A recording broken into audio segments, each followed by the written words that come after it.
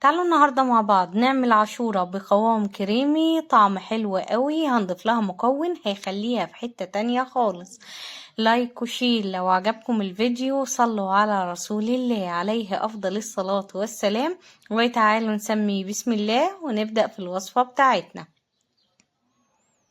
عشان نعمل وصفتنا للنهاردة، أول حاجة عندي هنا كوباية من القمح المقشور أو غلة البليلة، بتلاقيها عند أي عطار. طبعا نزلت بكوباية كده وهبدأ أغسلها كويس قوي وأحط عليها كمية حلوة قوي من المية. هنقعها لمدة من 4 ل5 ل6 ساعات زي ما انت حابة. طبعا ده بيفيد في ايه؟ بيسرع معاكي عملية التسوية. بعد 5 ساعات بتلاقيها طريت معاكي بالطريقة دي، والحبة تحسيها ان هي زادت معاكي. ببدأ اصفيها من ميتها كويس قوي، وببدأ انزل بيها في حلة.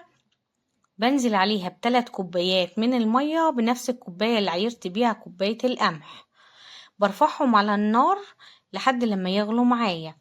اول ما بيغلوا بالطريقة دي بهدي النار على الاخر، بغطي عليهم، بسيب القمح معايا لحد لما يستوي تماما.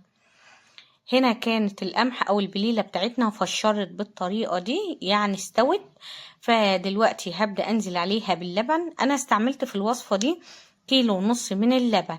يعني قد ايه بالكوباية اللي انت عايرتي بيها القمح؟ يعني 6 كوبايات من اللبن. نزلت بمعلقة كبيرة من جوز الهند، هسيبهم على نار عالية معايا لحد لما يغلوا. بعد الغليان طبعا بهدي النار، بسيبهم 10 دقايق كمان بحيث ان القمح بتاعنا يبدأ يتشرب من طعم اللبن. هاجي هنا في طبق هنزل بنص كوباية من اللبن، عليه باكو من الكريم كراميل. بجد وصفة العاشورة بالكريم كراميل بيبقى طعمها حلو قوي.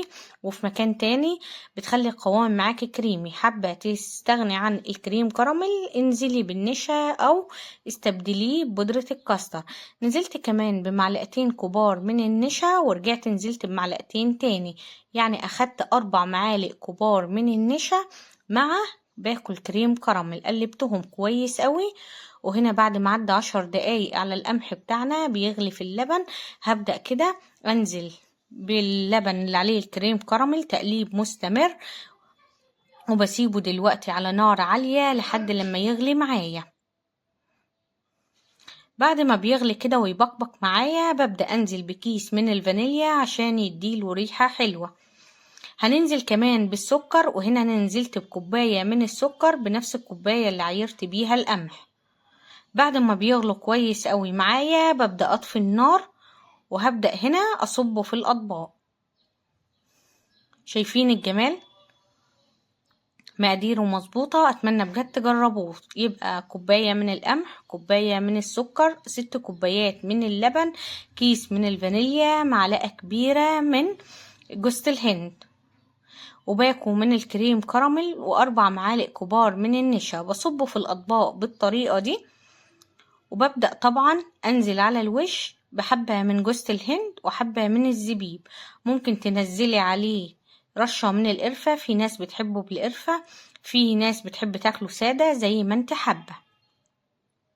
بعد ما زينته بجوز الهند ونزلت عليه بالزبيب، طبعا دلوقتي هسيبه لحد لما يبرد معايا تماما.